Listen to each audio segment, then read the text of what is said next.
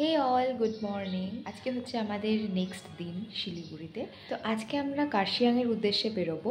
তো সেই কারণে ও বাস কাউন্টারে গেছে, সেখানে টিকিট কাটতে গেছে। প্রচণ্ড লম্বা লাইন। এখন বেজে গিয়েছে 9:45 আর ও 9টার বাস পায়নি। 9:30টার বাসের টিকিটটা আমরা পাবো। আর জানি না কি গড়বড় হচ্ছে ওখানে, সেই 7:30টা থেকে লাইন দিয়ে দাঁড়িয়ে আছে। আর আমি তো পুরোপুরি রেডি, সব কিছু গুছিয়ে নিয়েছি। রাই এখনও ঘুমোচ্ছে, ওকে এখন ডেকে তুলবো। তো চলো বাইরে বেরিয়ে তোমাদেরকে আপডেট দেবো। হাই করে দাও, হাই করে দাও। এখন আমরা বেরোচ্ছি 9:30টার সময়। শিলিগুড়ির হোটেল স্বস্তিক রেসিডেন্সিটা বেশ ভালোই লেগেছে আমাদের। এখানকার পার ডে পার রুমের রেন্ট ছিল 1280 রুপিস। শিলিগুড়ি বাস ডিপো থেকে হোটেলটি 2 মিনিট ওয়াকিং ডিস্টেন্সে। হোটেল থেকে বেরিয়ে বাসে চেপে আমরা রওনা দিলাম কার্শিয়াংয়ের উদ্দেশ্যে। খুব বেশি না, মাত্র 1.5 ঘন্টার journey. So it was a very smooth journey. মাঝে 10 মিনিটের ব্রেক নিয়েছিল বাসটা, যেখানে আমরা খুব টেস্টি একটা মোমো টেস্ট করলাম। ও হ্যাঁ, বলতে ভুলেই গেছি, বাস ফেয়ার নিয়েছিল মাত্র 50 টাকা। পড়ে যাবি। বাসের জানলা দিয়ে মুখ বের করে রাই পাহাড় দেখছিল। রাইয়ের প্রথম পাহাড় দেখা। ওর উৎসাহ দেখে আমাদেরও খুবই ভালো লাগছিল। তবে কার্শিয়াংয়ে ঢোকার মুখে বেশ খানিকটা জ্যামে আটকে পড়ে থাকতে হলো। তারপরেই আমরা পৌঁছালাম কার্শিয়াং বাজারে। আর এই যে দেখতে পাচ্ছ, এটা হচ্ছে কার্শিয়াংয়ের টয় ট্রেনের স্ট্যান্ড। তবে এবার আমাদের গন্তব্য আমাদের হোমস্টে, হিল 66 হোমস্টে। বেলা বাজে 12:15 আর আমরা চলে এসেছি কার্শিয়াংয়ে। কার্শিয়াং মোড়ে দাঁড়িয়ে আছি। এখান থেকে একটা গাড়িতে করে আমরা আমাদের হোমস্টেতে যাবো। আমাদের হোমস্টেতে যাওয়ার জন্য কার্শিয়াং থেকে একটা মারুতি বুক করেছি আমরা, যেটা কিনা রেন্ট নিয়েছে 200 টাকা। ক্লক টাওয়ার থেকে এই হোমস্টেটার দূরত্ব 1.5 কিলোমিটার। হোমস্টে চলে এসেছি। এই হচ্ছে আমাদের হোমস্টে। এখন বাজে হচ্ছে 12:15। পছন্দ হয়েছে? পছন্দ হয়েছে? তাই? ও বাবা, ও বাবা, ও বাবা।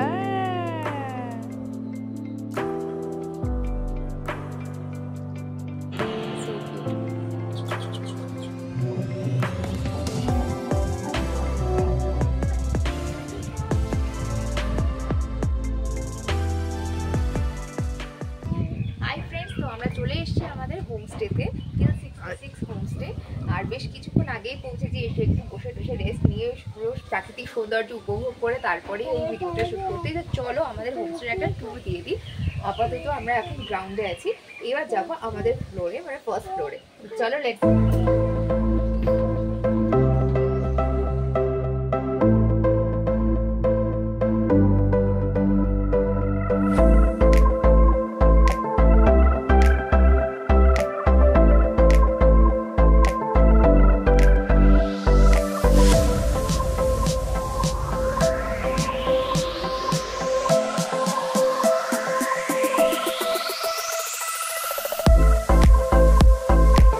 এইটা হচ্ছে আমাদের রুম, যেটার ট্যুর তোমাদেরকে একটু পরেই করাবো। চলো এবার আমরা যাই রিসেপশনের দিকে।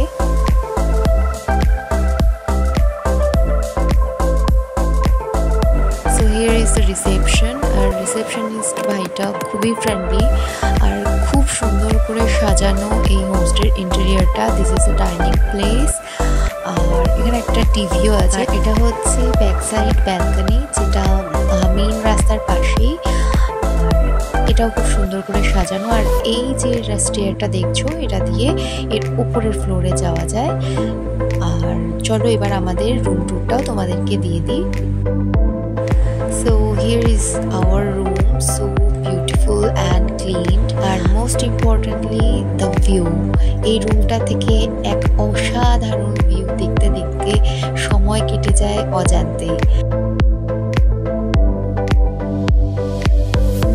চলো এবার দেখিয়ে দিই এখানকার ওয়াশরুমটাও, যেটাও ছিল প্রচণ্ড ক্লিন আর well maintained. Hi, that's me. আমাদের হোমস্টের সৌন্দর্য উপভোগ করতে করতেই লাঞ্চের টাইম হয়ে গেল। বেজে গিয়েছিল 2:30। ডাইনিং টেবিলে তখন ধোঁয়া ওঠা লাঞ্চের বাহার। এটা হচ্ছে উচ্ছে ভাজা, একদম কড়কড়ে ভাজা। হ্যাঁ, ওর তো খুব প্রিয়, এমনি মুখে পুড়বে। ওটা কি ডাল? হচ্ছে ভিন্ডি। সাঁতার কাটছিস? এই মেয়েটা সাঁতার কাটছিস? লাঞ্চ টাঞ্চ সেরে ভেবেছিলাম একটু রেস্ট নেবো, কিন্তু ততক্ষণে প্রায় 3টে বেজে গেছে। তো ভাবলাম চলো বাইরেটা একটু ঘুরেই আসা যাক সূর্যাস্তের আগে। বেরিয়ে পড়লাম আমরা 3জন মিলে। ভাই বলো।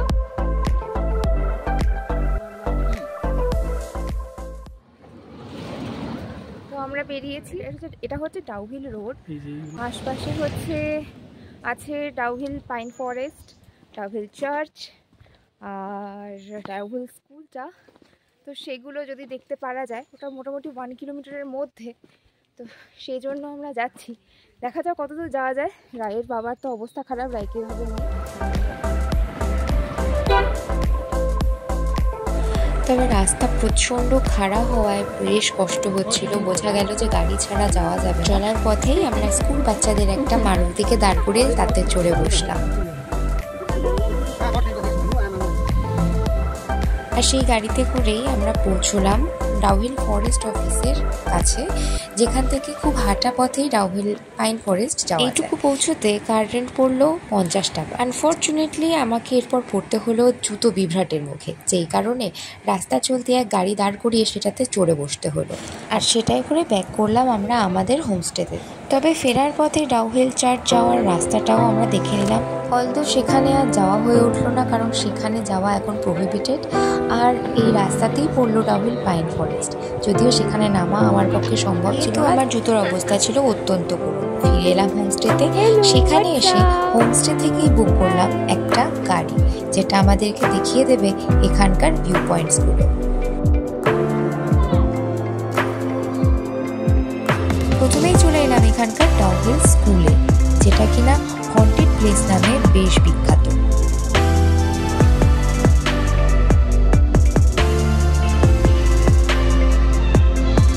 তবে আর যাই বলো, স্কুলটা কিন্তু অত্যন্ত সুন্দর, আর গুটি কয়েক স্টুডেন্ট এখনো এখানে পড়তে আসে। এই সেই ডাউহিল স্কুল, এটা হচ্ছে সেই ডাউহিল স্কুল যেটার নামে অনেক গল্প আছে। এটা হচ্ছে 100 ইয়ার্স পুরনো, মোটামুটি ব্রিটিশ আমলের। তো এখনো যদিও এটা অ্যাক্টিভ, এখানে বাচ্চা কাচ্চা আসে, তো ভয়ের কিছুই নেই। তবে রাত্রের দিকে এই রাস্তাটা প্রায় সুনসান হয়ে যায়। তো আমরা যাব সেই বিখ্যাত ডাউহিল ফরেস্টের দিকে, ডাউহিল পাইন ফরেস্ট। সেটা তো সেখানে ডেথ রোডও আছে, সেটার নাম আশা করি সবাই শুনেছে। তো চলো সেটাও তোমাদেরকে দেখাবো। ও গেছে এখানে চা খেতে, ম্যাগি খেতে। তো এই হচ্ছে সেই ডাউনহিল ফরেস্ট, যেটা বিখ্যাত অ্যাজ এ হন্টেড প্লেস।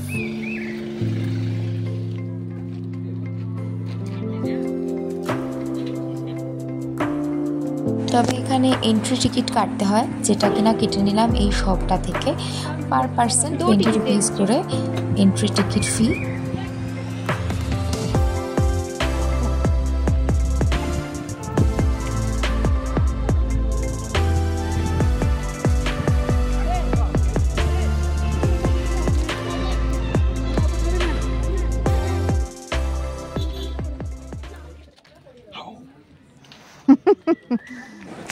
প্রথমেই ঢুকে যা মনে হলো যে এখানটা মোটামুটি একটা ব্যবসায় চালু হয়েছে। প্রথম দিকটা তো দেখে ভয় পাওয়ার কিছুই লাগলো না, বেশ মানুষের দ্বারা কিছু ডেকোরেশন করা আছে, যেটা ভয় পাওয়ানোর থেকে বেশি ফানিই লাগছে। তো এই হচ্ছে সেই পাইন ফরেস্ট, এখানে বেশ কিছু ফটো তুললাম। এখন বেজে গেছে প্রায় 5টার কাছাকাছি। তো এরপরে আবার হনুমানজির টেম্পলটায় যাব, সেরকমই বুক করা হয়েছে। তো চলো এখন আমরা ব্যাক করছি বেশ কিছু ফটোশ্যুট করার পর। ফটোশ্যুটের খুব ভালো জায়গা এটা। তবে এখানে বেশ কিছু জায়গা, এই প্রথম এইটুকু জায়গা তো সব ডেকোরেশন করে কভার করা। জানি না কতটা কি রিয়েল, কতটা কি কেমন, আই ডোন্ট নো। বাট রাত্রেবেলা সিরিয়াসলি এটা ভয়ানক লাগবে, কারণ কোনো লাইট টাইট কিছুই থাকে না। সো অনেক গল্প শুনেছিলাম, দেখে গেলাম। দেখতে খুবই সুন্দর দিনের বেলায়, রাত্রেবেলা আসার চান্স আমি কখনোই নেবো না। তো চলো এরপরে আমরা যাই আমাদের নেক্সট ভিউ পয়েন্টের দিকে।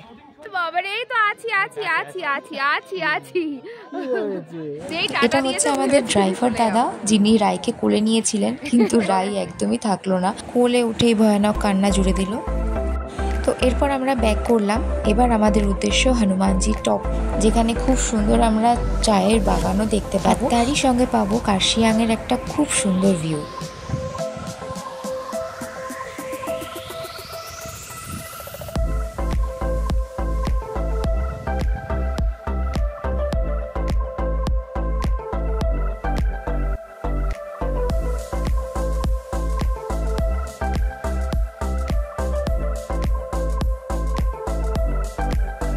সুন্দর চা বাগান দেখতে দেখতে রায়ের চোখে পড়লো একটা বিরাট বড় হনুমানজির মূর্তি, যেটা দেখেই ও নমস্কার করতে শুরু করলো।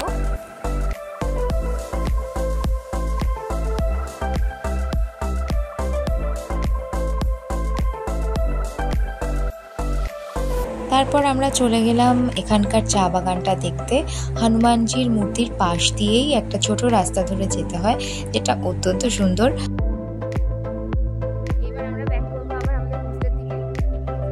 সামনে বিস্তৃত পর্বতশ্রেণীর একটা খুব সুন্দর ভিউ আসছিল, যদিও ওয়েদার ফগি থাকায় পুরোপুরি ক্লিয়ার ছিল না। যাই হোক, এরপর আমরা ব্যাক করলাম হোমস্টের দিকে।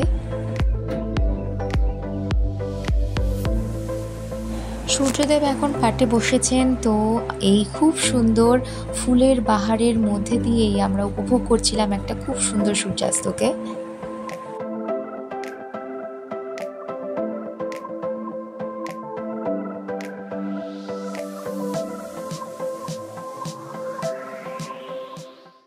সাড়ে 5টা বাজে আর আমরা ফিরে গেছি আমাদের হোমস্টেতে।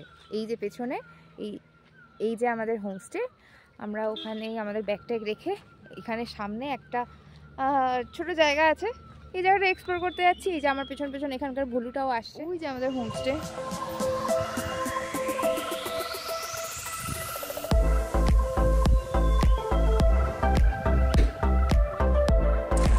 তো এখানে গিয়েও বেশ কিছু পরিত্যক্ত ঘরবাড়ি দেখতে পেলাম, যেটা দেখে একটুখানি ভয়ই লাগে। যাই হোক, তেমন একটা কিছু উল্লেখযোগ্য কিছু ছিল না, তো আমরা ব্যাক করলাম। হোমস্টেতে ফিরে অসাধারণ এই সূর্যাস্তকে মনের মধ্যে গেঁথে নিয়ে আমরা তিনজন আস্তে আস্তে ফ্রেশ হয়ে নিলাম। এই হচ্ছে আমাদের আজকে ইভিনিং টিফিন, যেটার মধ্যে অর্ধেকটা ওর বাবা আর রাই মিলে শেষ করে ফেলেছে। আমি এখন বাকি আছি, আমি ফ্রেশ হতে গেছিলাম। রাই, টিফিন ভালো খেয়েছো? তাই এবার আমিও খাবো। চলে এসো, এখানে এসো, চলো চলো।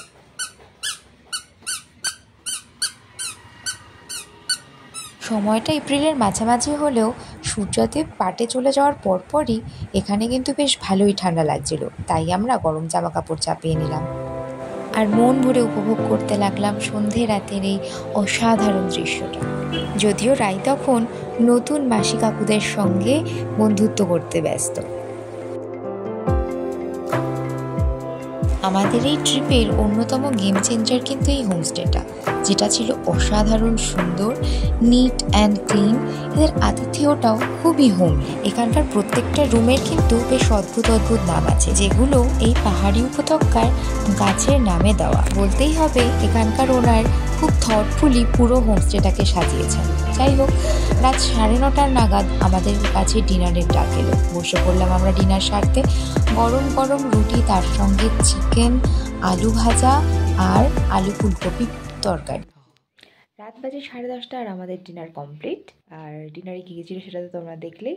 আর এখন ডিনারের পরও রাইয়ের বাবার আর রাইয়ের খিদে মেটে নিতে এসে ওরা বিস্কুট খাচ্ছে। এই যে সো ফানি।